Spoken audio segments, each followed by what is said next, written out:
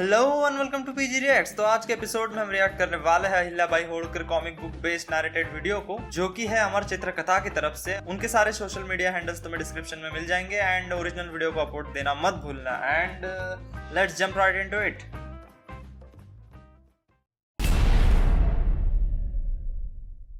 ये कहानी सन 1773 की है।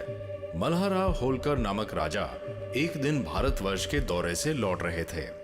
थकावट महसूस होने पे उन्होंने चौंदी गांव के एक मंदिर में आराम करने का सोचा। इस मंदिर में मल्हारराव की नजर एक सुंदर और सुशील कन्या पे पड़ी। कन्या ने बिना कुछ करे ही होलकर का दिल जीत लिया। कन्या खानदानी लग रही थी और राजा उसकी भक्ति भाव से बहुत खुश हुए और उन्होंने मन में फैसला कर लिया, ये जो कोई भी हो मेरी बहू बनेगी। मेरे बिगड़े हुए बेटे को इसी की जरूरत है। आखिर ये कन्या थी कौन? इस 8 साल की बच्ची का नाम असल में अहिल्या था और ये माणकजी शिंदे नामक व्यक्ति की बेटी थी। एक दिन की देरी भी ना करते हुए होलकर ने अहिल्या के पिता से उसका हाथ मांगा और 14 मई और सन 1773 को धूमधाम से अहिल्या और खांडेराव की शादी हुई। शादी के बाद अहिल्या को एहसास हुआ कि खांडेराव एक बहुत अच्छे पति नहीं थे। पति तो अहिल्या को खास मिले नहीं, लेकिन उनकी सास गौतम बाई और ससुर उनकी तारीफों के पुल बांधते नहीं थकते। एक मिनट, प्रोनाउंसिएशन में काफी गलतियां है। खांडेराव नहीं। ओके, मैं भी इसके जैसा प्रोनाउंसिएशन करने लगा भाई। नैरेटर भैया ओके, ऑब्वियसली हिंदी में है। जो मराठी सरनेम्स, मराठी नेम से उनका थोड़ा प्रोनाउंसिएशन में गलतियां वगैरह होती है, आई नो। वो खांडेराव नहीं है, वो खंडेराव है। एंड और भी काफी गलतियां होंगी मेरे हिसाब से। ठीक है, देखते हैं क्या होता है। यहाँ तक कि ससुर जी ने गौतम बाई से कहा, मैंने अहिल्या को जंग की तकनीकें और राज्य चलाने की शिक्षा देने का फैसला किया है। अहिल्या ने ससुर की इच्छा अनुसार तैयारी शुरू कर दी। वो अपने पति को शाम में अपनी शिक्षा की कहानियां सुनाया करती। अहिल्या के प्यार और स्वभाव का एक नतीजा अच्छा निकला। खांडेराव सुधरने लगे और राज्य के काम में दिलचस्पी लेने लगे। जल्द ही उनकी गृहस्थी में एक नया शख्स आया। अहिल्या बाई ने मालेराव नाम के बालक को जन्म दिया। परिवार थोड़ा और फला फूला। मालेराव की बहन मुक्ताबाई ने 3 साल बाद किलकारियों के साथ होलकर परिवार में प्रवेश किया। अहिल्या ने सिर्फ घर संभालने का काम ही नहीं किया। जब उनके ससुर दौरे पे गए, अहिल्या ने एक मंझे हुए खिलाड़ी की तरह राज्य को संभाला। वो छोटी सी छोटी तकलीफों को आराम से सुनती और फिर मसलों का हल देती। लोगों की परेशानियों को अहिल्या कभी नजरअंदाज नहीं करती थी, बल्कि जब न्याय देने की बारी आती तो वो अपने बेटे तक को नहीं छोड़ती। वो कंधे से कंधा मिला के मल्हारराव और कांधेराव के साथ दौरे पर भी जाती। ऐसे ही एक बार जब वो अपने पति और ससुर के साथ खुम्बेरी किले गए तो एक बहुत दर्दनाक हादसा हुआ। खांडेराव को गोली लगी और उन्होंने दम तोड़ दिया। मल्हारराव दुख से चूर चूर हो गए और अहिल्या तो मानो पति के मरने से टूट ही गई। पहले तो उन्होंने अपने पति के साथ सती हो जाने की इच्छा प्रकट की, पर ससुर के समझाने पर उन्होंने अपना इरादा बदल लिया और कहा, पिताजी, मैंने सती ना होने का फैसला किया है। मैं दूसरों की सेवा के लिए जिंदा रहूंगी। मल्हारराव अहिल्या पे बहुत भरोसा करने लगे और मानो उन पे जज्बाती तौर से बहुत निर्भर रहने लगे। अहिल्या को इस बात का एहसास हुआ। 1766 में मल्हारराव रघोबा महदजी शिंदे के साथ जंग पे रघोबा नहीं, राघोबा। मल्हार राव नहीं, Malhar Rao. Sorry for interruption भाई। As a Maharashtrian wrong pronunciation सहन नहीं होते। ठीक है, चलो चल गए। रघोबा पानीपत की लड़ाई में खोई हुई इज्जत वापस चाहते थे। अब हुआ यूं कि इसी बीच घर से दूर मल्हारराव होलकर बीमार पड़े और उनकी मृत्यु हो गई। अहिल्या को इस बात का बहुत धक्का लगा। एक मौत के सदमे से ऊपर उठ ही रही थी अहिल्या कि उसका बेटा मालेराव पागलपन की वजह से वक्त से पहले ही चल बसा।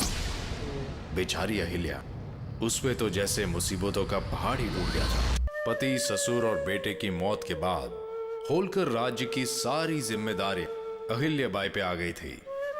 और ऐसे मौके पे रघोबा ने होलकर राज्य में आक्रमण करने का सोचा। बस फिर क्या था, उसने अपनी सेना को आदेश दिया, तैयारी करो, मुझे 5000 लोगों की सेना चाहिए, हम आज ही निकलेंगे। वहां इंदौर में अहिल्याबाई के एक खास आदमी ने उन्हें बताया कि रघोबा एक बड़ी सी सेना लिए इंदौर पे हमला करने के लिए बढ़ रहा है। शिप्रा नदी तक पहुंच चुका है। मामला मुश्किल था। ऐसे मौके पे अहिल्याबाई ने टुकोजी से मिलने की इच्छा प्रकट की। टुकोजी को सेना तैयार करने का आदेश दिया। उन्होंने पुणे के माधवराव पेशवा को संदेश भिजवाया और रघोबा की हरकत के बारे में बताया। माधवराव ने वापस संदेश में कुछ ऐसा कहा, अहिल्याबाई को बताया जाए कि हम राघोबा की इस हरकत से बिल्कुल सहमत नहीं है। अहिल्याबाई के रास्ते में जो भी आए उन्हें अहिल्या जरूर सजा दे। अहिल्याबाई को इस समर्थन से हौसला मिला और उसके ठीक बाद टुकोजी सेना को लेके रघोबा का सामना करने के लिए निकल गए। वो इस पार थे और रघोबा की सेना शिप्रा नदी के उस पार। कहानी ने इस समय एक दिलचस्प मोड़ लिया। अहिल्याबाई ने अपने एक सेवक के हाथों रघोबा के लिए एक पैगाम भेजा। पैगाम में अहिल्याबाई ने यह लिखा था कि अगर वो रघोबा से हार गई तो कोई ध्यान नहीं देगा, पर अगर रघोबा एक औरत से हार गए तो उनकी थू थू होगी। ये पैगाम पढ़ के कायर रघोबा ने अपना इरादा बदल दिया, अपनी जुबान फेर ली और वापस संदेश भेज दिया। किसने कहा कि हम अहिल्या से लड़ने आए हैं? हम तो उनके बेटे की मौत पे अफसोस करने आए हैं। और कुछ इस तरह अहिल्या ने अपनी समझदारी से ये जंग टाल दी। 1766 में अहिल्याबाई अपनी राजधानी इंदौर से महेश्वर ले गई। वहां उन्होंने बहुत से मंदिर बनवाए, संस्कृत स्कूल खुलवाए और महेश्वरी साड़ियों की कला को नया जन्म दिया। वैसे तो सब कुछ ठीक ठाक चल रहा था, लेकिन चोर उचक्कों और डकैतों ने राज्य में लोगों की नाक में दम कर रखा था। इस उलझन को सुलझाने के लिए अहिल्याबाई ने एक अनोखी तरकीब निकाली। उन्होंने राज्य में ये बात फैला दी कि जो कोई डकैतों और चोरों का खात्मा करेगा उससे वो अपनी बेटी मुक्ता का ब्याह करेंगी। ये तरकीब खूब अच्छे से चली। एक जवान यशवंतराव फांसे ने डकैतों को खत्म करने का बीड़ा उठाया और वो सफल भी रहा। गरीब लेकिन निडर यशवंतराव से अहिल्या ने अपनी बेटी की शादी करा दी। अहिल्याबाई के बारे में एक और चीज मशहूर थी, वो बिना मैदान में जाए और बिना लड़ाई के ही जंग जीत जाती थी। और उन्होंने ये काम एक बार नहीं कई बार किया। पहले रघोबा को उल्टे पांव लौटा दिया और उनके बाद चंद्रवत राजा से शांति खरीद ली, 31 नगर देके। इतना कुछ लेने के बाद भी चंद्रवत राजाओं को चैन नहीं आया। उन्होंने लोगों को सताना बंद नहीं किया। आखिरकार अहिल्याबाई को अपनी सेना के साथ उनका सामना करना पड़ा। छोटी सी सेना के साथ उन्होंने दुश्मन को चारों खाने चित किया। बाजे गाजे के साथ होलकर सेना और उनके साथ अहिल्याबाई अपनी राजधानी वापस लौटे। अहिल्याबाई ने लंबी जिंदगी जी और आज भी लोग उन्हें उनके दिमाग, धैर्य और दिलेरता के लिए याद करते हैं।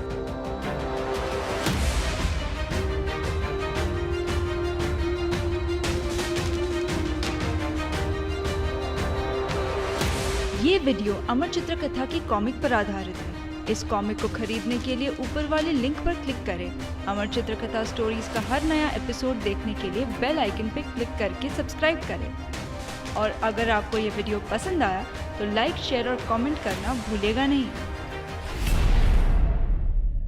ओके, एपिक अमर चित्रकथा ओपी भाई। एक मिनट, अमर चित्रकथा, अमर चित्रकथा, अमर चित्रकथा, अमर भाई। ओके, पहली बात, मेरा फर्स्ट एक्सपीरियंस ये नरेशन था based on the comic book की इमेजेस ऑब्वियसली जो हमें दिख रहा था। मैं इस कंटेंट की तरफ हाल ही में गया, ठीक है, मुझे कुछ आइडिया नहीं था। मैंने अमर चित्रकथा का नाम कहीं से तो सुना, एक मिनट, क्या था, Tripura the 3 cities of Maya, I think, हाँ यही नाम था उस मूवी का।